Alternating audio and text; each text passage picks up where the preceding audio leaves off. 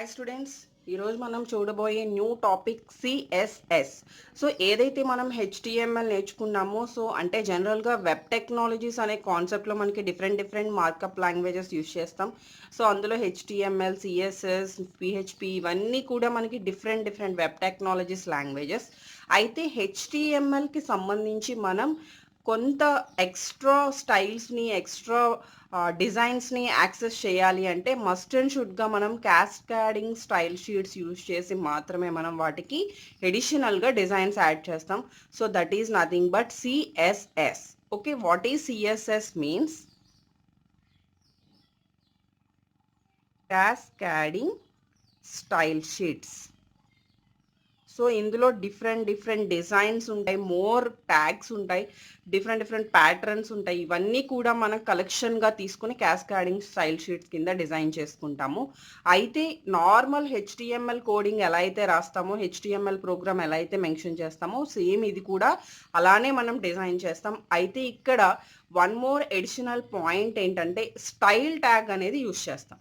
Okay, so ఆ style tag use చేసిన తర్వాత మనం ఏదైతే డెవలప్ చేస్తున్నామో అదంతా కూడా క్యాస్కాడింగ్ సిఎస్ఎస్ ఫైల్స్ కింద రికగ్నైజ్ చేస్తాం. సో వితౌట్ స్టైల్ ట్యాగ్ అయితే మనం నార్మల్ హెచ్టిఎంఎల్ ఫైల్స్ కింద రికగ్నైజ్ చేస్తాం. బట్ క్యాస్కాడింగ్లో సిఎస్ఎస్ కింద రికగ్నైజ్ చేయాలి అంటే మస్ట్ అండ్ షుడ్గా మనం స్టైల్ ట్యాగ్ని యూజ్ చేయాలి. So first of all what is cascading style sheets అనేవి ఇప్పుడు చూద్దాము. జనరల్గా ఇదేంటంటే మనకి ఆల్రెడీ హెచ్టిఎంఎల్ డిజైన్ తీసుకున్న తర్వాత W3C అనేవాళ్ళు రీకన్స్ట్రక్ట్ చేసేటప్పుడు హెచ్టిఎంఎల్ అంతా కూడా ఇది చేసేటప్పుడు మనకి డిసెంబర్ 1996లో CSS1 అని చెప్పి మనకి స్టార్ట్ చేశారు. సో CSS1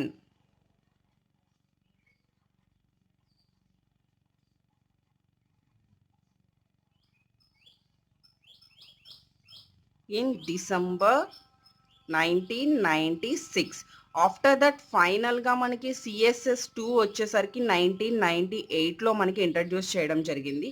సో ఎస్పెషల్గా దీని యొక్క పర్పస్ ఏంటంటే మనకి హైపర్ టెక్స్ట్ మార్కప్ లాంగ్వేజ్లో ఉన్న నార్మల్ ట్యాగ్స్తో పాటు మనం డిఫరెంట్ స్టైల్స్ని కంట్రోల్ చేయడానికి, మన వెబ్ డాక్యుమెంట్ని సింపుల్ అండ్ ఈజీ వేలో మనం డిజైన్ చేసుకోవడానికి ఈ CSS ట్యాగ్స్ని అండ్ ఈ సిఎస్ఎస్ యొక్క డిఫరెంట్ స్టేజెస్ని మనం యూజ్ చేసుకుంటాము.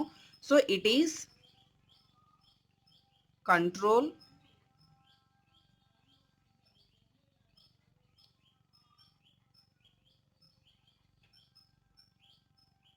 సో వెబ్ డాక్యుమెంట్ మీన్స్ మనం టోటల్ వెబ్ పేజ్ యొక్క కలెక్షన్ ఏదైతే తీసుకుంటామో దాన్ని వెబ్ డాక్యుమెంట్ అంటాము. వెబ్ పేజ్ అంటే only particular one page. So ఈ సిఎస్ఎస్ యూజ్ చేయడం వల్ల కూడా మనకి ఇంకొక బెనిఫిట్ ఏంటంటే ఫాస్ట్గా డిజైన్ పెర్ఫామ్ చేయగలుగుతాం అండ్ ఈజీగా మెయింటైన్ చేయగలుగుతాం. ఇవన్నీ కూడా దీని యొక్క advantages. So next this is the main first point, అంటే మనం ఈజీ అండ్ సింపులెస్ట్ వేలో మనం ఈ స్టైల్స్ని కంట్రోల్ చేసుకుంటూ మన డిజైన్ని మనం డెవలప్ చేసుకుంటాము. నెక్స్ట్ దీనివల్ల మనకి ఏమవుతుంది అంటే ఇట్ సేవ్స్. సో అదే నార్మల్ హెచ్టిఎంఎల్ టైప్లో మనం డిజైన్ చేసుకోవాలి అంటే అది చాలా టైం టేకన్ తీసుకుంటుంది. బట్ బై యూజింగ్ సిఎస్ఎస్ మనం తక్కువ టైంలో ఎక్కువ వర్క్ మనం చేయగలుగుతాము. Next it can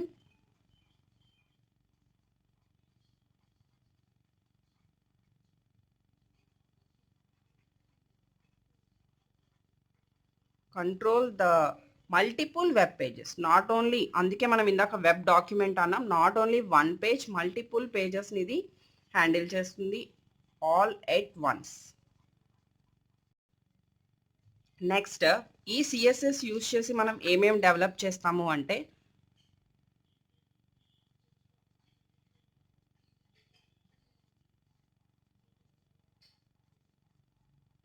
we can develop. So జనరల్గా మనం హెచ్టిఎంఎల్ యూజ్ చేసి కూడా డెవలప్ చేస్తారు. బట్ ఇవన్నీ కూడా మోర్ డిజైన్ని మనం యాడ్ చేయడానికి పాసిబిలిటీగా ఉంటాయి. సో వెబ్సైట్స్కి అండ్ మనం ఫస్ట్ ఆఫ్ ఆల్ ఒక గుడ్ వెబ్ డిజైనర్ అవ్వాలి అన్నా కూడా మనం హెచ్టిఎంఎల్తో పాటు ఇది కూడా నేర్చుకోవాల్సి ఉంటుంది సిఎస్ఎస్. సో ఇప్పుడు జనరల్గా స్టూడెంట్స్కి కూడా సిలబస్లో మనకి first HTML, after that CSS, next దీనికి ఎక్స్టెన్షన్ జావా స్క్రిప్ట్, అది కూడా చాలా చాలా ఇంపార్టెంట్. ఈ 3 కూడా మనకి సిలబస్లో పెట్టడం జరిగింది. సో ఈ దానికోసం మనకి ఏ కాన్సెప్ట్స్ అయితే కావాలో మస్ట్ అండ్ షుడ్గా నేర్చుకోవడం వల్ల మనం ఒక గుడ్ వెబ్ డిజైనర్ అవుతాము. Next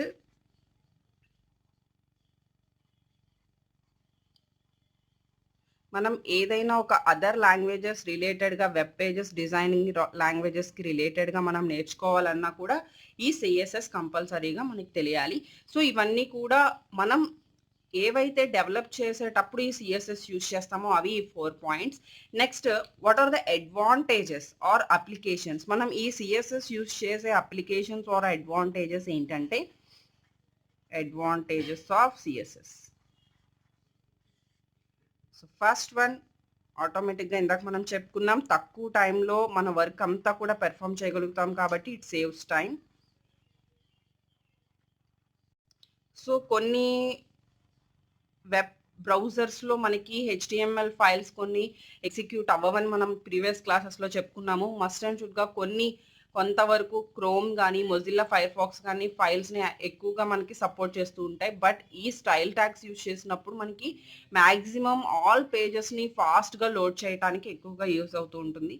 next easy maintenance. So మీకు ఎగ్జామ్లో ఇంటర్వ్యూస్లో ఎప్పుడైనా అడ్వాంటేజెస్ ఆఫ్ సిఎస్ఎస్ అడిగితే ఇవి మీరు చెప్పచ్చు.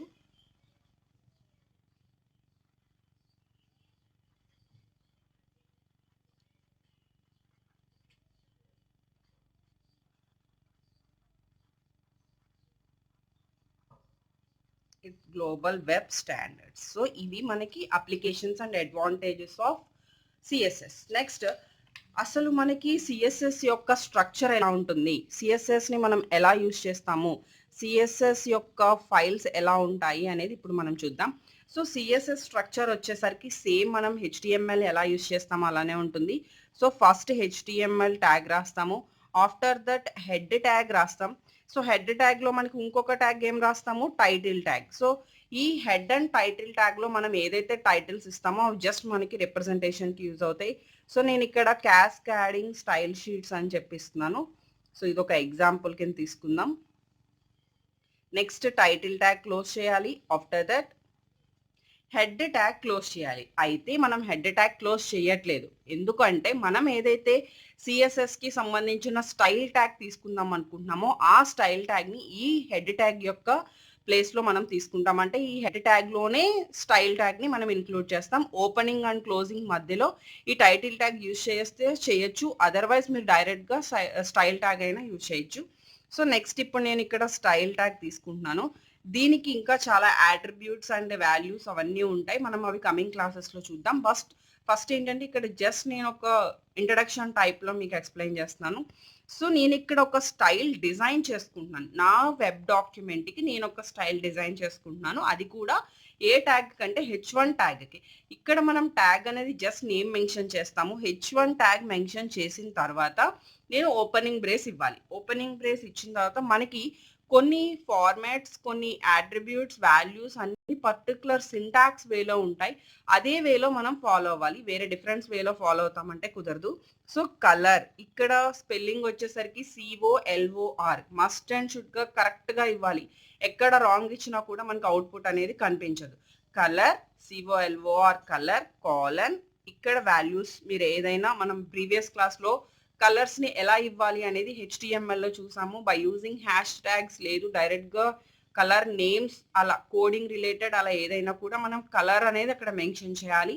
Next TEXT text underscore align colon centre. అంటే ఇక్కడ కలర్ అనేది మెన్షన్ చేశాను అండ్ టెక్స్ట్ అలైన్ ఎక్కడ ఉండాలి అనేది కూడా నేను మెన్షన్ చేశాను. సో మీరు ఎప్పుడైతే H1 డాక్యుమెంట్ యూజ్ చేశారో ఆటోమేటిక్గా H1 ట్యాగ్ యూజ్ చేశారో ఆ H1కి అప్లై చేసిన టెక్స్ట్ ఏదైతే ఉందో అది రెడ్ కలర్లోకి అండ్ దాని యొక్క టెక్స్ట్ అలైన్మెంట్ అనేది సెంటర్లోకి అలాట్ అవుతుంది. సో నేను ఇక్కడ H1 క్లోజ్ చేసేస్తున్నాను. మీరు మల్టిపుల్ ట్యాగ్స్కి కూడా కంటెంట్ అనేది తీసుకోవచ్చు, మల్టిపుల్ ట్యాగ్స్కి కూడా స్టైల్స్ అప్లై చేసుకోవచ్చు. బట్ ఇది ఫస్ట్ ప్రోగ్రామ్ కాబట్టి నేను ఓన్లీ 1 ట్యాగ్కి నేను మీకు చూపిస్తున్నాను. దెన్ నేను ఇక్కడ స్టైల్ ట్యాగ్ క్లోజ్ చేసేస్తున్నాను. సో ఇప్పుడు స్టైల్ ట్యాగ్ మనం ఎక్కడ తీసుకున్నాం? హెడ్ సెక్షన్లో తీసుకున్నాం. ఇప్పుడు స్టైల్ ట్యాగ్ ఓపెన్ చేసి అప్లై చేయడం అయిపోయింది, క్లోజ్ చేయడం అయిపోయింది. నెక్స్ట్ నేను ఇక్కడ హెడ్ ట్యాగ్ క్లోజ్ చేస్తున్నాను. సో హెడ్ ట్యాగ్ ఓపెనింగ్ ఇక్కడ నుంచి